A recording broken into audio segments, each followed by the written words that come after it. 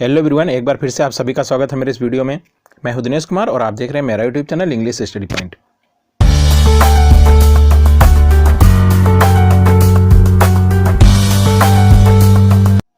आज मैं एक बार फिर से आप सभी के लिए द वेस्टलैंड की समरी लेकर के आया हूं। इसके पहले मैं द वेस्टलैंड की समरी का 2 पार्ट्स अपलोड कर चुका हूं। फर्स्ट पार्ट में आपको सेक्शन फर्स्ट की समरी मिलेगी, सेकंड पार्ट में सेक्शन सेकंड की समरी मिलेगी और आज मैं सेक्शन थर्ड लेकर के आया हूं। इसका मतलब ये द वेस्टलैंड की समरी का तीसरा पार्ट है। तो यदि अभी तक आप दोनों पार्ट्स को नहीं देखे हैं, पहले और दूसरे को, तो आपको यहाँ पर लिंक मिल जाएगा, क्लिक करके देख लीजिए। आई के बटन में आपको लिंक मिल जाएगा। उन सभी वीडियोस आप जा करके पहले देखें तो ये द वेस्टलैंड जो पोएम है बहुत अच्छे से समझ में आ जाएगा आपको। ठीक है, इसके साथ ही साथ लिंक आपको डिस्क्रिप्शन बॉक्स में भी मिल जाएगा। सिर्फ उन्हीं वीडियोस के नहीं, बहुत ढेर सारी वीडियोस के लिंक आपको डिस्क्रिप्शन बॉक्स में मिल जाएंगे। डिस्क्रिप्शन बॉक्स को जरूर चेक करिए। तो चलिए आगे बढ़ते हैं। यहाँ पर जो सन दिया गया है इस पर आप ध्यान नहीं देंगे क्योंकि ये वीडियो बनाने का है। जो मैं इस वीडियो को बनाया हूँ तो ये वीडियो बनाने का ईयर है 2021 में ये वीडियो अपलोड हो रहा है। ठीक है, तो ये द वेस्टलैंड से रिलेटेड नहीं है, ये मत समझिए कि ये इसका पब्लिकेशन डेट है, ऐसा नहीं है। आगे बढ़ने से पहले मैं बता दूं ये दोनों मेरी वेबसाइट्स हैं। बेटर स्टडी के लिए आप इन दोनों को जरूर विजिट करिए, आपके लिए बहुत कुछ मिल जाए। यहाँ पर ग्रामर और लिटरेचर दोनों के स्टडी मटेरियल्स आपको मिल जाएंगे। तो चलिए आगे बढ़ते हैं। और अर्थ जैसे आप देख ही रहे हैं, द वेस्टलैंड का मतलब होता है बंजर भूमि, अनउपजाऊ भूमि, जिससे हम कुछ भी पैदा नहीं कर सकते हैं। तो ये फिगर से आप समझ सकते हैं, फिगर देख लीजिए। ठीक है, आगे बढ़ते हैं। आपको बता दें द वेस्टलैंड टी.एस. इलियट के द्वारा लिखा गया है। टी.एस. इलियट का फुल नाम है थॉमस स्टोन्स इलियट। ठीक है, स्क्रीन पर आप ध्यान दीजिए, आपको नेम मिल गया होगा। तो आगे बढ़ते हैं। लेट ना हो, इसमें मैं बहुत ज़्यादा चर्चा नहीं कर रहा हूँ इधर आप जो देख रहे हैं, क्योंकि मैं 2 पार्ट्स में ऑलरेडी ये सब बता चुका हूँ। तो यहाँ पर मैं ऐसे ही फटाफट के अंदाज में बता रहा हूँ। आगे बढ़ने से पहले आपको बता दें कि ये वीडियो आपको क्यों देखनी चाहिए, वीडियो देखने के बाद आपको क्या मिलने वाला, आउटकम्स क्या है इसका, यानी प्रतिफल आपको क्या मिलेगा। तो उद्देश्य इस वीडियो का हम देख लेते हैं। पहला क्या उद्देश्य है मेरा, to give you summary of the Waste Land. Waste Land की समरी मैं आपको बहुत अच्छे से देना चाहता हूँ। वो आप वीडियो समाप्त करने पर आपको लगेगा कि मैंने बहुत कुछ सीखा। दूसरा नंबर है to give you most important points of the poem. इस पोएम के जो बहुत महत्वपूर्ण पॉइंट्स हैं वो आपको मिल जाएंगे। तीसरा है to help you to study this poem well. मैं आपकी मदद करना चाहता हूं कि आप द वेस्टलैंड पोएम को बहुत अच्छे से स्टडी कर सकें। ठीक है, चौथा जो ऑब्जेक्टिव है वो you will know about the condition of the world in the 19th century. 19th century में दुनिया की क्या दशा थी वो आप बहुत अच्छे से जान जाएंगे ये वीडियो देखने के बाद। चलिए अगला है you will know all the sections of the Waste Land. आपको पता चल जाएगा जो द वेस्टलैंड पोएम है, बहुत ही मेजर पोएम है टी.एस. इलियट का, वो कितने सेक्शंस में डिवाइडेड है ये आपको पता चल जाएगा। ठीक है, अगला देखते हैं number 6, you will know the effect of Hindu Upanishad. ये भी आपको पता चल जाएगा कि हिंदू उपनिषद का और लॉर्ड बुद्धा के द फायर सरमन का टी.एस. इलियट पे क्या इफेक्ट रहा है और वो अपने समाज में इनके उपदेश को कैसे देना चाहते थे अपने द वेस्टलैंड पोएम के द्वारा। ठीक है, तो ये थे ऑब्जेक्टिव्स वीडियो के। चलते चलते मैं बता दूं ये वीडियो आपके टीजीटी, पीजीटी, एलटी और एनटीए नेट जेआरएफ के लिए बहुत इंपॉर्टेंट है। बस आपको देखना है अपना सिलेबस। यदि आपके सिलेबस में टी.एस. इलियट है तो ये वीडियो आप जरूर देखिए, चाहे आप पीजीटी की तैयारी कर रहे हो, टीजीटी या फिर एलटी या फिर एनटीए नेट जेआरएफ की तैयारी कर रहे हो। एनटीए नेट जेआरएफ में तो ही हैं, यूपी पीजीटी में भी हैं, लेकिन यदि आप यूपी के बाहर किसी और स्टेट से देख रहे हैं तो जरूरी हो जाता है सबसे पहले अपना सिलेबस चेक करना। तो चलिए बिना टाइम वेस्ट किए हम सबसे पहले ये देखते हैं कि ये द वेस्टलैंड पोएम कितने सेक्शंस में डिवाइडेड है। यहाँ आपको मिल रहा है कि द वेस्टलैंड पोएम वो सेक्शंस कितने सेक्शंस में डिवाइडेड है, वो डिवाइडेड है 5 सेक्शंस में। आप देख लीजिए 5 सेक्शंस में डिवाइडेड है, नंबर भी आपको यहाँ मिल जा रहा है। तो सेक्शन फर्स्ट का नाम the burial of the dead है। जो दूसरा सेक्शन है उसका नाम अ गेम ऑफ चेस है। ये दोनों वीडियो यानी इन दोनों सेक्शंस का सारांश समरी आपको वीडियो में प्रोवाइड करा दिया गया है, यदि आप नहीं देखे हैं तो जरूर देखिए। इसके बाद आज मैं आपके लिए लाया हूं द फायर सरमन, ये तीसरा सेक्शन है और इसी की समरी आज आपको इस वीडियो में मिलने वाली है। इसके बाद रह जाएंगे 2 सेक्शंस 4 और 5, death by water and what the thunder said. ये आपके 2 सेक्शंस रह जाएंगे जिसको मैं बस 2-4 दिन में अपलोड कर दूंगा।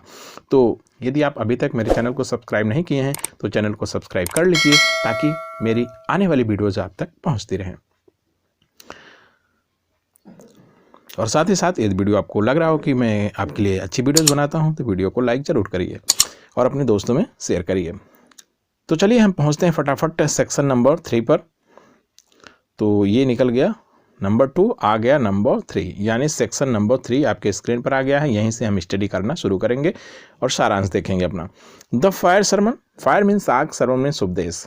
तो लॉर्ड बुद्धा का अग्नि संदेश क्या था, द फायर सरमन क्या था, ये भी हम देखेंगे। ये टी.एस. एलियट लिए हैं बुद्ध के द फायर सरमन से। The title of this section is taken from a sermon given by Buddha in which he persuades his followers to give up earthly passion and seek spiritual regeneration। अब हम देख रहे हैं कि जो टाइटल है इस सेक्शन का वो है द फायर सरमन। अब क्वेश्चन बनता है ये कहाँ से लिया गया, तो इसी का आंसर है कि जो टाइटल है इस सेक्शन की वो भगवान बुद्ध के सरमन से लिया गया है, एक उपदेश से लिया गया है जिसको उन्होंने दिया समझाने के लिए हिज फॉलोअर्स, अपने अनुयायियों को, टू गिव अर्थली पैसन, यानी कि वो अर्थली पैसन यानी सांसारिक मोह को त्याग दें। ये उपदेश था उनका। और सीक स्पिरिचुअल रीजनरेशन, और उत्थान पुनर्जन्म की खोज करें, आध्यात्मिकता को अपनाएं, सांसारिक मोह माया को छोड़ें और आध्यात्मिकता और धार्मिकता को अपनाएं। ऐसा संदेश भगवान बुद्ध ने दिया था। और टी.एस. एलियट जो उनके कंटेम्प्रेरी टाइम की सोसाइटी थी वो बिल्कुल इसके विपरीत हो चुकी थी। तो वहाँ पर एक बहुत ही अर्जेंट नीड था रीजनरेशन का, स्पिरिचुअल रीजनरेशन का। तो यही उनको मिला भगवान बुद्ध के द फायर सरमन में, और उठा करके अपने पोएम में वो प्रेजेंट कर दिए ताकि वहाँ के सोसाइटी के लोग उस पोएम को पढ़ें और उसको फॉलो करें। ठीक है, तो इतना आपको मिला यहाँ से। This section starts with a description of Thames. अब ये सेक्शन जो है थर्ड, ये कहाँ से शुरू होता है, ये एक सीन से शुरू होता है, थेम्स नदी के सीन से। वहाँ होता क्या है, द विंटर लैंडस्केप, और जो परिदृश्य है वो विंटर का सीजन है। जगह कौन सा है, थेम्स नदी के किनारे का। It presents the picture of dreary autumn scene. अब ये जो पिक्चर यहाँ पर टी.एस. एलियट प्रेजेंट कर रहे हैं वो बता रहे हैं कि उस समय ऑटम का सीजन था, काफ़ी शुष्क मौसम था। ऑन द थेम्स, थेम्स नदी के किनारे का दृश्य है। आगे बढ़ते हैं। यहाँ पर टी.एस. एलियट मॉडर्न एज के जो लोग हैं, जो सोसाइटी के लोग हैं, उनकी रियलिटी को यहाँ पर प्रेजेंट कर रहे हैं T.S.. Elliott.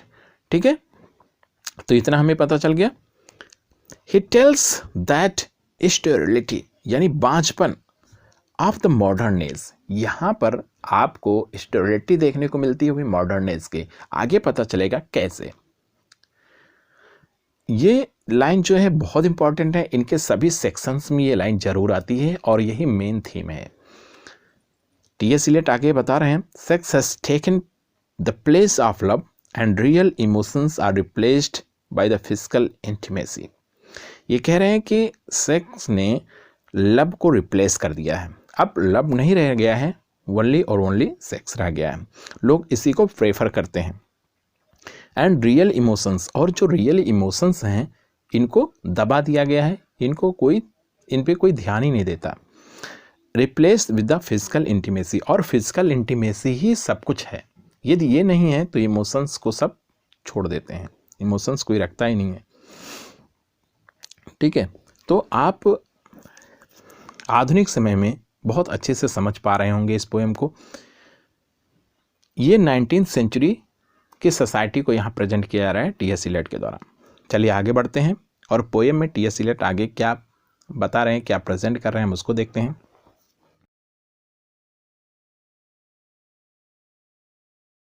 In this section T S. Eliot present the idealised vision. यहाँ पर टी.एस. एलियट जब अपने पोएम को आगे बढ़ाते हैं तो आगे एक रेफरेंस देते हैं एडमंड स्पेंसर के प्रोथॉल्मियंस से। आपको मिलेगा एक रेफरेंस। अब प्रोथोल्मियन क्या है? एक ब्राइडल सॉन्ग है, एक कलेक्शन है ब्राइडल सॉन्ग्स का, ठीक है। तो यहाँ से एक उदाहरण लाते हैं और बहुत अच्छा उदाहरण है, इसमें प्रेजेंट करते हैं अपने पोएम में द वेस्टलैंड में। आगे देखते हैं वो कौन सा था।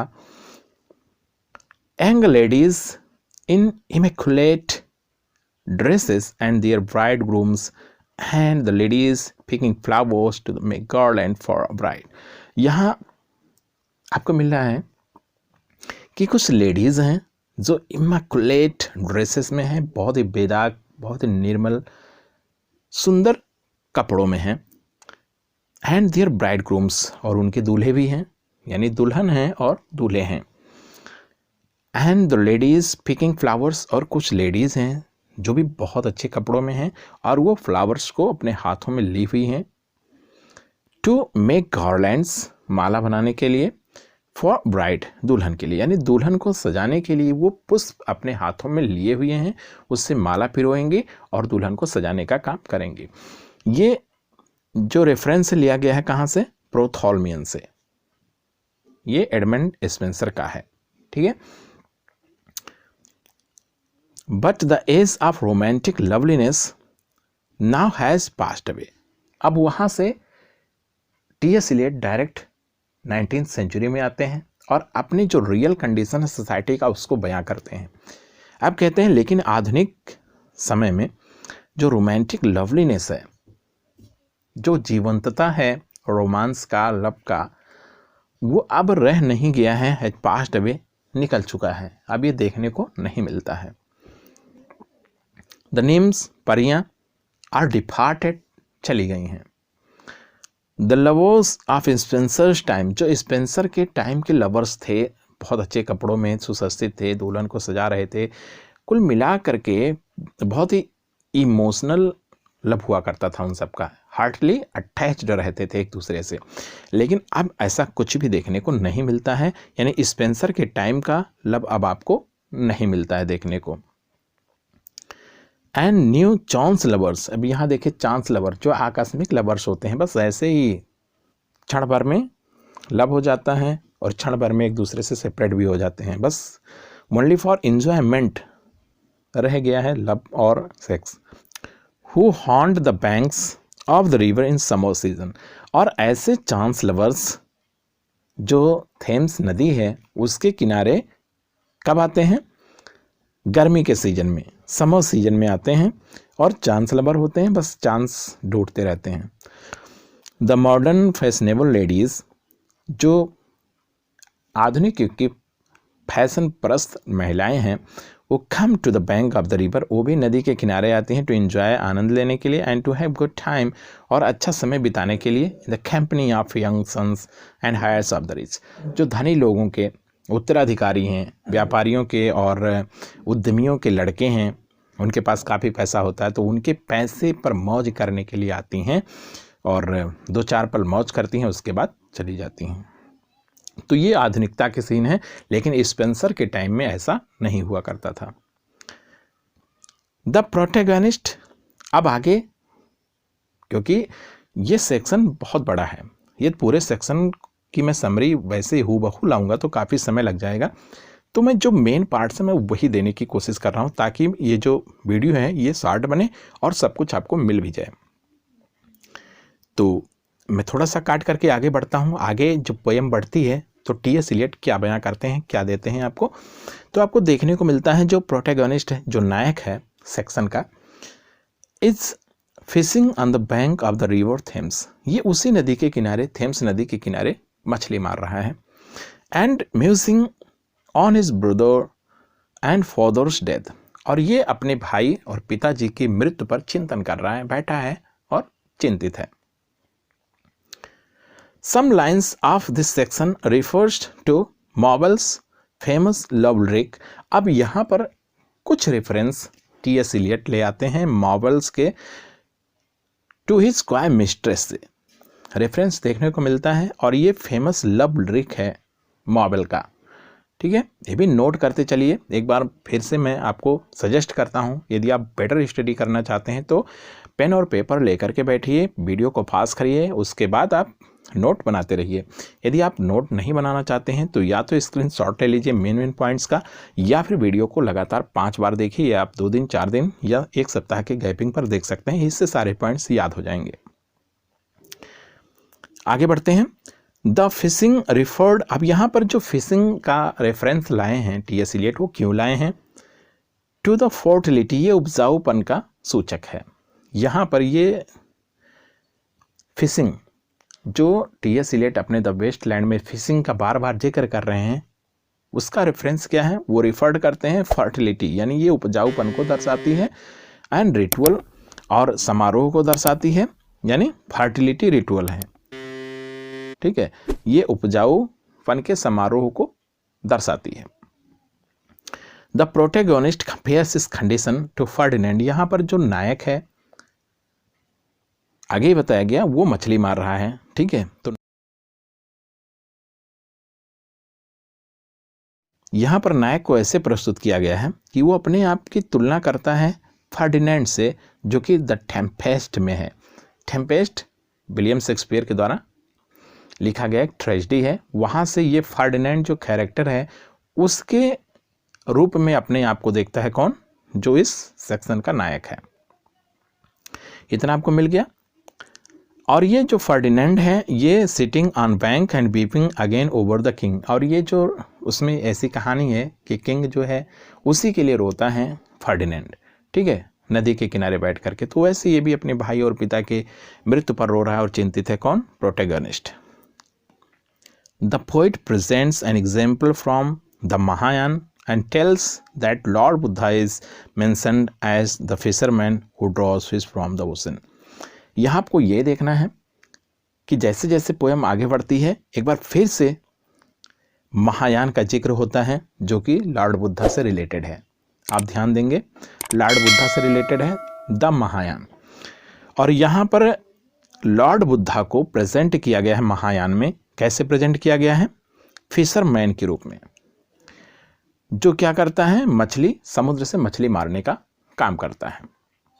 The poet intensely gives illusion here, और यहाँ पर जानबूझ करके ये उदाहरण देते हैं, ये उदाहरण प्रस्तुत करते हैं T S. Eliot. The Lord Buddha's Fire Sermon is combined, अब आगे जैसे जैसे पोएम बढ़ता है, आपको लॉर्ड बुद्धा का जो फायर सरमन है, यानी अग्नि का संदेश है, वो कंबाइन कर दिया जाता है with reference to Saint Augustine. जो सेंट अगस्टिन थे, उनसे इनके फायर सरमन को अटैच कर दिया जाता है, यानी जोड़ करके मिला करके प्रस्तुत किया जाता है जब ये सेक्शन का अंत आता है। यानी लास्ट में जब सेक्शन की समाप्ति होने वाली होती है, तो द लॉर्ड बुद्धा के और सेंट अगस्टिन के विचारों को, रेफरेंसेस को मैच कर दिया जाता है, कंबाइन कर दिया जाता है टी.एस. इलियट के द्वारा। ठीक है, अब यहाँ से मेन पार्ट शुरू होता है। जो सेक्शन 3 है उसका मेन पार्ट शुरू होता है, और इसको आप मिस नहीं करेंगे। कह सकते हैं कि पूरे पोएम का निचोड़ यहाँ आपको मिलेगा। The main part of this section is the typist and Tiresias sexual relation. जो इस सेक्शन का मेन पार्ट है वो टाइपिस्ट और टायरसियस के सेक्सुअल रिलेशन से रिलेटेड है। यहाँ आपको टायरसियस और टाइपिस्ट के सेक्सुअल रिलेशन के बारे में जानकारी मिलेगी, और यही मेन पार्ट है, और ये आपका सबसे मेन थीम है द वेस्टलैंड पोएम का, तो इसको आप मिस नहीं करेंगे। The passage of their relation is of 43 lines, यानी इनके जो रिलेशन का यहाँ पर जिक्र है, जो प्रेजेंटेशन है बाय टी.एस. इलियट, वो 43 लाइन्स में है सेक्शन 3 में। जो स्पीकर है टायरसियस खुद है स्पीकर, प्रोड्यूसेस हिमसेल्फ एज टायरसियस। यहाँ जो स्पीकर है वो अपना परिचय टायरसियस के रूप में आपको देता है सेक्शन 3 में। A figure from classical mythology, जो कि एक कैरेक्टर है क्लासिकल मैथोलॉजी से, दैट इज ब्लाइंड, जो अंधा है, but can see into the future, जो अंधे के रूप में यहाँ पर प्रस्तुत किया गया है, लेकिन भविष्य में सब कुछ देख सकता है। भविष्य में क्या होने वाला है, भविष्यवक्ता है ये। वैसे आंखें तो नहीं है, लेकिन भविष्य में देख सकता है। ठीक है, तो यहाँ ऑक्सीमोरॉन भी है, और क्लासिकल मिथोलॉजी है, एक पौराणिक कथा है ये, जो आगे आपको मिलने वाली है। चलिए देखते हैं उस पौराणिक कथा को। टायरसियस का जिक्र हुआ। टायरसियस थ्रॉविंग, जीते हुए, धड़कते हुए, यानी उसका दिल धड़क रहा है, मरा नहीं है। बिटवीन टू लाइफ्स, जिंदा है लेकिन टू लाइफ्स है उसकी, यानी वो दो जिंदगियां जी रहा है। कैसे जी रहा है देखें। बिकॉज एलियट पोर्ट्रेज हिम, यानी एलियट यहाँ उसको चित्रित करते हैं, ऐसे प्रस्तुत किए हैं in this poem as hermaphrodite. यहाँ पर टी.एस. एलियट टायरसियस को हर्मेफ्रोडाइट के रूप में प्रेजेंट किए हैं, पोर्ट्रेस किए हैं, ठीक है। और यहाँ इसका अर्थ भी मिल जा रहा है आपको। तो यहाँ जो इम्पोर्टेंट वर्ड हैं, जो डिफ़िकल्ट वर्ड हैं, तो उनकी हिंदी आपको बगल में मिल जा रही है। ये आपके लिए बहुत अच्छी बात होगी, बहुत से लोगों को ज़रूरी भी होगा कि उनकी हिंदी मालूम हो। तो यहाँ पर जो टायरसियस है वो टी.एस. एलियट के द्वारा एज अ हर्मेफ्रोडाइट के रूप में प्रस्तुत है। द्विलिंगी है, यानी उभयलिंगी है, वो स्त्री पुरुष दोनों हैं। A person who is male and female at the same time, कि एक ही समय में वो मेल भी है और फीमेल भी है। He is representative of both the sexes, यानी वो दोनों लिंगों का प्रतिनिधित्व करता है Tiresias. He was old with wrinkled female breast, उसके पास स्त्रियों के झुर्रीदार ब्रेस्ट हैं, ऐसे यहाँ पर टी.एस. एलियट के द्वारा प्रस्तुत किया गया है। Tiresias is the poet's hand self, यहाँ जो टायरसियस है, टायरसियस वो खुद कवि का खुद का आत्मविरोधी है, ठीक है। यहाँ पर जो कवि हैं टी.एस. एलियट, वो अपना एंटी सेल्फ बना करके टायरसियस को प्रेजेंट कर रहे हैं। हु सीज ऑल इम्पर्सनली, जो कि सब कुछ सार्वजनिक रूप में देखता है, इम्पर्सनली, सार्वजनिक रूप से यानी व्यक्तिगत रूप से नहीं देखता है। He has been regarded as an authority on the pleasure of sexual intercourses for both points of view. यहाँ पर ऐसे लगता है जैसे इसको अथॉरिटी दे दी गई हो। कभी उसमें प्रस्तुत करता है कि टायरसियस को अथॉरिटी थी कि वो सेक्सुअल इंटरकोर्स के प्लेजर के लिए, ठीक है, दोनों तरह से वो पेश हो सकता है, for female and for mail.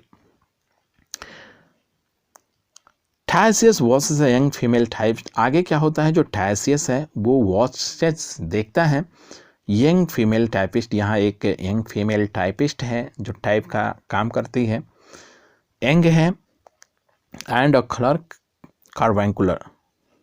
तो यहाँ कार्बंकुलर जो है ये क्लर्क है और एक फीमेल टाइपिस्ट है, ठीक है। इन दोनों को हैविंग सेक्स, यानी ड्यूरिंग सेक्स टायरसियस देख लेता है।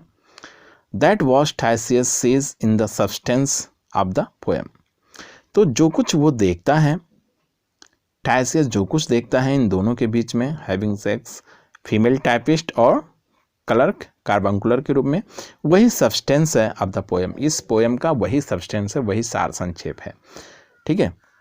तो यहाँ आप ध्यान रखेंगे टायरसियस को और कार्बंकुलर को और यंग फीमेल टाइपिस्ट को, ठीक है। आगे बढ़ते हैं। यहाँ आपको मिलता है टी.एस. एलियट के द्वारा बताया गया है कि Tiresias was blind in his youth, अपने युवा अवस्था में ही वो ब्लाइंड हो चुका था। बिकॉज उसको श्राप लग गया था, he was cursed, he saw Pallas Athene, Pallas एथेनिन को वो देखता है बाथिंग नेक्ड, यानी वो नेक्ड अवस्था में बात कर रही थी, तो ये देख लेता है और इसको श्रापित कर देती है वो, और इसको श्राप लग जाता है और इसकी दोनों आंखें गायब हो जाती हैं। तो इस नेम को भी आप याद रखेंगे, ठीक है। ही पास्ड अ डबल लाइफ, और वो दोहरी जिंदगी जीने लगता है।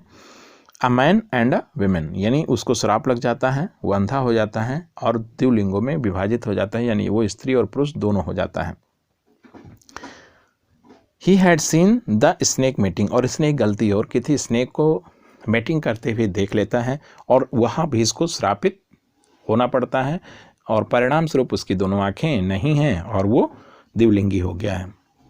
तो इस सेक्शन में जब हम आगे बढ़ते हैं तो कवि डिस्क्राइब करता है द एक्सपीरियंस ऑफ टायरसियस। टायरसियस क्या देखता है, क्या अनुभव करता है, उसका वर्णन यहाँ पर किया गया है। और जो कुछ वो विजुलाइज करता है टाइपिस्ट और कलर के सेक्सुअल इंटरकोर्स के बारे में, उसका जिक्र आगे हुआ है। The women is glad it's over and paces round her room. जो कुछ होता है उससे जो फीमेल है वो काफ़ी खुश रहती है। प्लेइंग और रिकॉर्ड ऑन द ग्रामोफोन, और वो ग्रामोफोन को प्ले करती है अपने। Eliot is diagnosing his London, यहाँ पर जो ये सभी प्रस्तुत कर रहे हैं सेक्शन 3 में, वो डायग्नोस्टिक निदान करना चाह रहे हैं लंदन का। लंदन शहर में बहुत सी बीमारियां हैं, बहुत सी मानसिक बीमारियां हैं, सामाजिक बुराइयां हैं, जिसका वो डायग्नोसिस कर रहे हैं अपने पोएम के द्वारा, द वेस्टलैंड के द्वारा। एंड हिज वर्ल्ड, और उस 19th सेंचुरी के वर्ल्ड का, with a disease of the senses, जिसमें विचारों की बीमारी आ गई है। सेंस यानी कह सकते हो डिजीज ऑफ द सेंसेस, यानी व्यभिचार फैल गया है। Through which sex has replaced love, जिसमें सबसे बड़ी बीमारी क्या है कि सेक्स ने लव को रिप्लेस कर दिया गया है, यानी ट्रू लव नहीं रह गया है, ओनली फॉर चांस लवर्स के लिए है। और चांस लवर्स क्या देखते हैं, not for love but only for sex. तो ये सभी मेन विचार थे उस समय के, जिसका निदान टी.एस. एलियट अपने द वेस्टलैंड के द्वारा करना चाहते हैं, और ये सभी उदाहरण उसी लिए प्रस्तुत करते हैं। ठीक है, तो ये सब आपको मिलता है। एंड मीनिंगलेस फिजिकल कॉन्टैक्ट, और जो शारीरिक कॉन्टैक्ट होता है, कह सकते हैं शारीरिक संबंध होता है जिसका कोई अर्थ ही नहीं है, तो उन सभी के निदान के लिए has replaced real emotion connection, जो रूह का कनेक्शन होता है, जो आत्माओं का कनेक्शन होता है, कह सकते हैं कि इमोशनली जो अटैच होते हैं और लव करते हैं, ट्रू लव वही होता है, तो उसको रिप्लेस कर दिया है मीनिंगलेस फिजिकल कॉन्टैक्ट। तो ये सबसे बड़ी डिडीज थी उस 19th सेंचुरी के सोसाइटी की। तो अब आप समझ चुके होंगे कि जो 3rd सेक्शन था वो कंप्लीट हो चुका है। इसमें टी.एस. एलियट क्या देना चाहते थे और द वेस्टलैंड का जो सारांश है वो क्या था, बहुत कुछ क्लियर हो चुका होगा। तो दोस्तों लास्ट में मैं एक बार फिर से कहना चाहता हूँ कि यदि आप मेरे चैनल पर नए हैं तो चैनल को सब्सक्राइब कर लीजिए, और बेल आइकन को प्रेस कर ऑल नोटिफिकेशन सेलेक्ट कर लीजिए, ताकि आने वाले वीडियोज़ की नोटिफिकेशन आपको मिलती रहे। और हाँ, चलते चलते वीडियो अच्छी लगी हो तो वीडियो को लाइक कर दीजिए और अपने दोस्तों में ज़रूर शेयर करिए। मुझे मोटिवेट करने के लिए कुछ कमेंट फीडबैक भी दीजिए। तो दोस्तों इस वीडियो में इतना ही, मिलते हैं नेक्स्ट वीडियो में सेक्शन नंबर 4 की समरी लेकर के। तब तक के लिए बाय बाय दोस्तों।